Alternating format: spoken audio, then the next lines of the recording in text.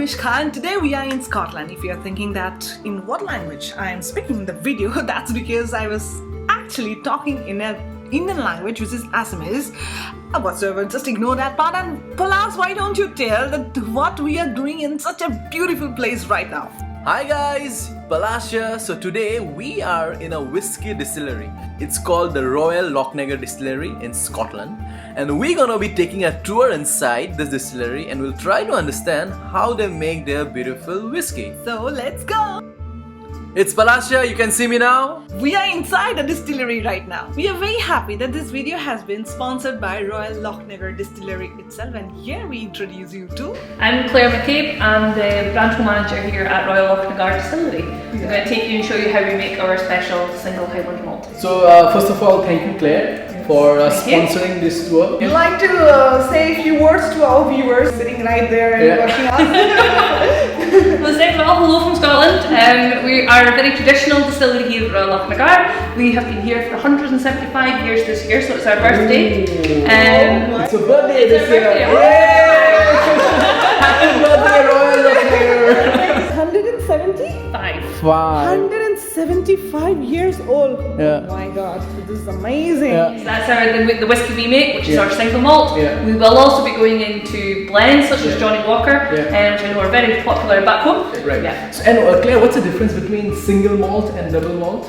Well, there's not really such a thing as a double malt. So in Scotland we tend to talk about single malt, which is the produce of one distillery. So that's what we make here. Yeah. We can take our whiskey along with other distilleries' whiskies, mix them together, and that's known as a blend. So that's lots of whiskies married together to create lots of different flavours. Whereas this is just like, if you think of it, wine is like one chateau rather than a blend of, say, different grapes and varieties. So it's the same idea. So now let's follow Claire. She will show us the distillation process.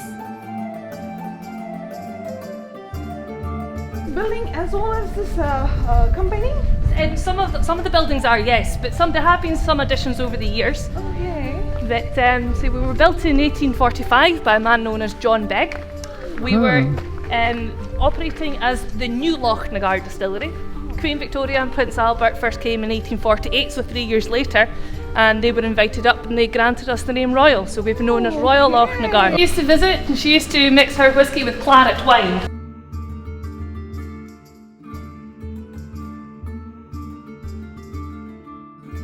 Our single malt whiskey, we are only allowed by law to use 3 ingredients. So every distillery in Scotland is using the same 3 ingredients, just in slightly different ways to achieve different flavours. So first of all, we use barley. So this is grown in the fields. It is put through a process known as malting before it's delivered to us. Basically, we trick the barley into thinking it's springtime. It will grow slightly, soften for us, and then we can use it. Some distilleries will burn peat or turf to smoke the malt, and this gives smoky flavours into some of our whiskies. We don't use any here, so we have an unpeated whiskey, so we don't have a smoky flavour in the whiskey. So which is better, the smoky one or unsmoky one in terms of it the taste? Depends what you like. Yes. It depends on the taste of the person. Yes. Absolutely. So I like both, but some people don't. So you love them or hate them, the smoky whiskies. I've never tried actually.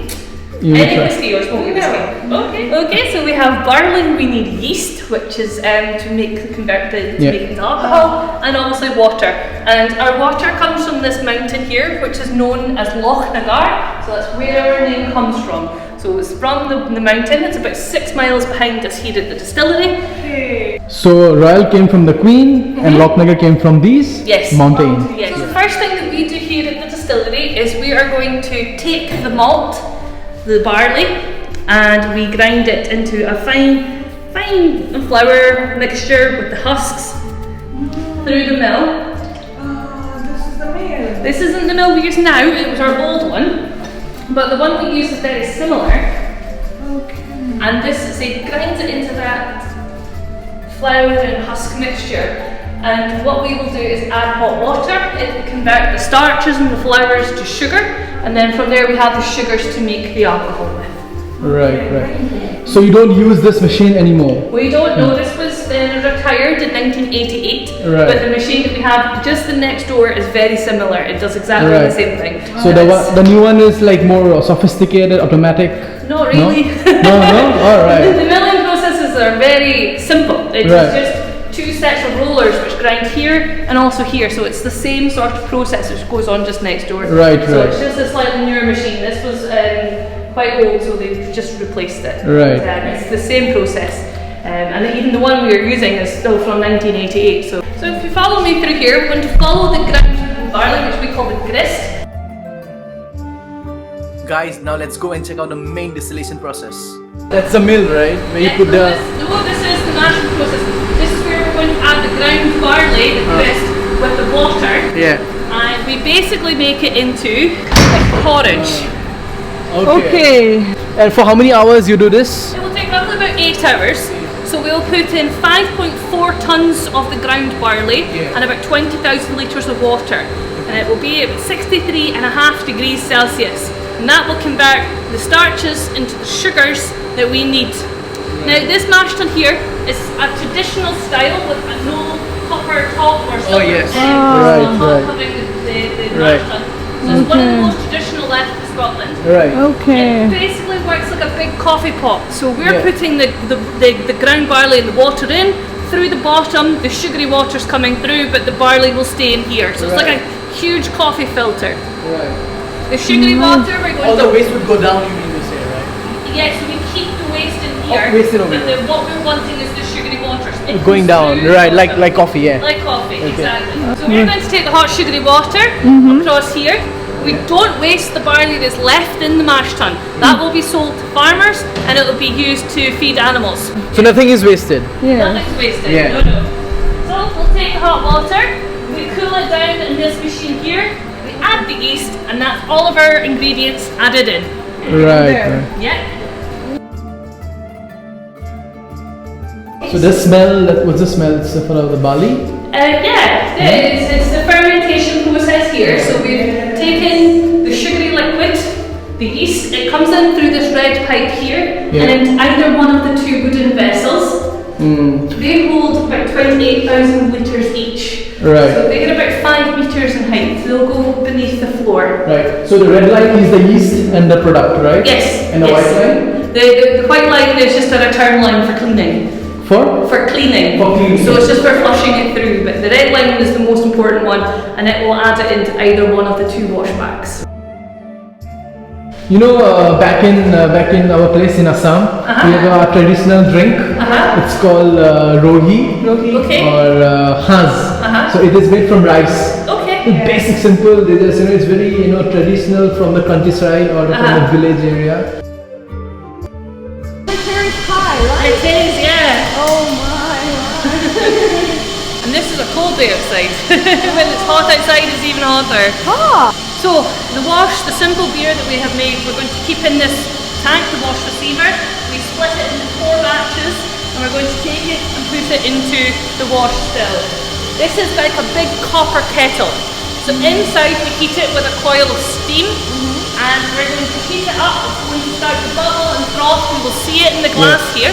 The alcohol will separate off as a vapour, go over the swan neck, down the lag pipe, but most of the spirit vapour will simply rise, cool to a degree, and then fall back down again.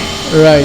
This is really important. This gives us a green and grassy character, as the copper will remove the heavier elements or tastes away from the spirit. So the more this reflux happens, the repeating, the lighter your character will become. And how this thing, it goes up and it comes down because of the boiling? Heats up. So we're almost getting it to boiling of the alcohol temperature. So the alcohol's boiling but the water isn't. It's going to rise off. It will cool slightly, not very much, and it will fall back down again. Once it's hot enough, it's light enough, it will rise over and down and go outside to a worm tub, which is a copper coil in a cold bath of water. And as the spirit vapour goes through the coil, it'll condense back into a liquid. And that liquid for us is known as the low wines. It's strong, it's about 25%, but it's not strong enough. So we're going to repeat the process in this still, and then it will come out downstairs. You can see the liquid running through there. And the alcohol first rises off of here. It's just too strong. So what we're going to do down at what we call the safe is we split it. So for the first 20 minutes it's too strong, it won't taste like Royal Lochnagar. We will then turn the handle of where that liquid's coming out of and direct it into the other bowl. And then we will take what's known as the heart of the run, or the mid-cut spirits. Right. So that is the right strength and flavour to make Royal Lochnagar. The alcohol which comes through the right strength and flavour, it will be roughly around 68%, 69%. We will add a little water to that to make 63.5%. Then we will fill it into the casks directly here at the distillery. Distillation to this process will take roughly around 7 days.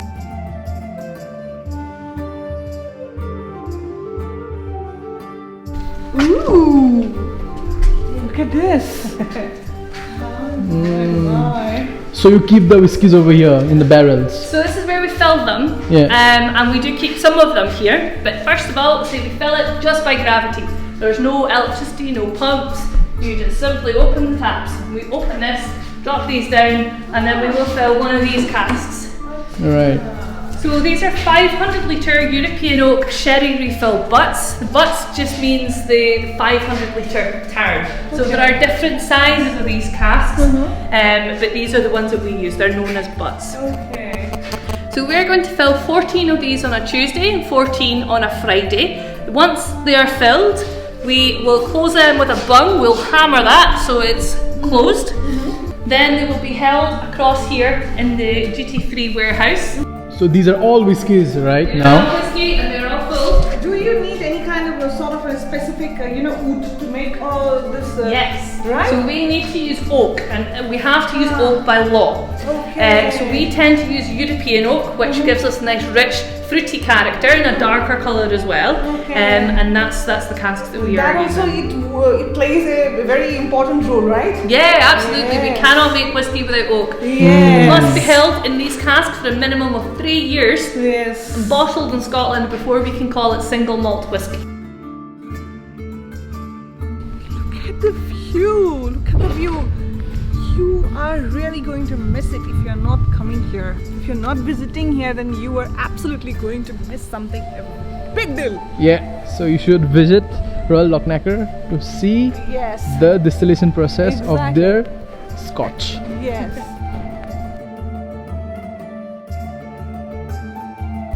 Sorry? What this for? So the draft, the spent barley, that will be held in there before the farmer comes to collect. And the farmers use in agriculture for Yes, for feeding animals. feeding animals. Sorry. And this is all your property. Yes, we don't actually own it. Yeah. So we are owned by an estate known as Abergeldy. Yeah. So we sit on Balmoral estate, begins where the trees begin. Yeah. So we are very, very close neighbours, but we actually rent the distillery from the laird, who's the landowner of Abergeldy. So we have a 100-year lease. We don't own the distillery, but we very much run it. Okay. Okay, so in here we have a selection of about 40 different distilleries, and they are all our sister distilleries. We use these to train people how to nose and to taste whiskies properly. So if you want, I can let you have a smell from some of these casks. Oh, why not? Please. So now, in today's world, things a little bit more safe. Yes. So normally we'd let you nose and so smell directly from there. But if you want to take one of these strips of paper to this glass here, so it's like a perfume strip, Okay. you will be able to smell the whiskey. I will dip it. Yes, perfect. How old is this? So this one is from 1991, and this cask is an American oak cask, so you should smell lots of toffee, vanilla, brown sugar, that sort of thing. So if you have a smell and see what you think.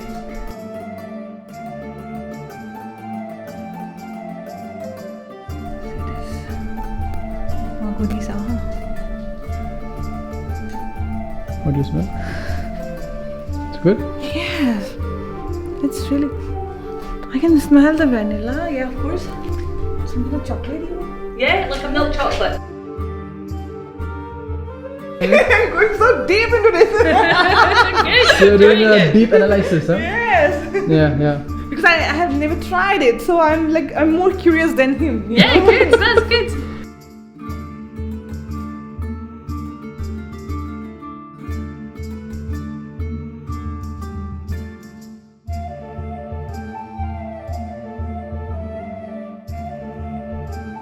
Okay, so here we're giving you a taste of our Royal Lochnagar 12 years old.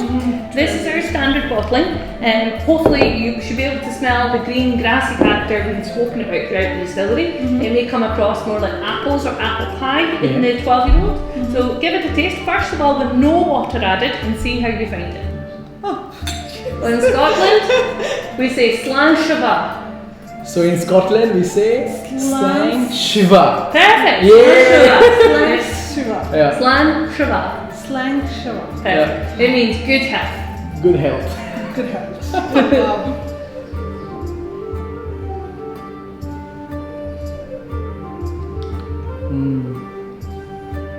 First taste of whiskey? Yeah. Yes, of course. I enjoyed it because I had the best one. Yeah, absolutely. That Started was the with the best best. taste. Yes, now I can, if somebody will ask me, then I can say, yes, I will have it because I had the best one. Exactly. So if you're coming to Scotland, Yeah. please visit the Royal Lochnagar, Yeah. where Claire will be there definitely, and Yes. she will give you the tour of how this Scotch is made from scratch. So guys, that's everything for today. We hope you enjoyed this vlog.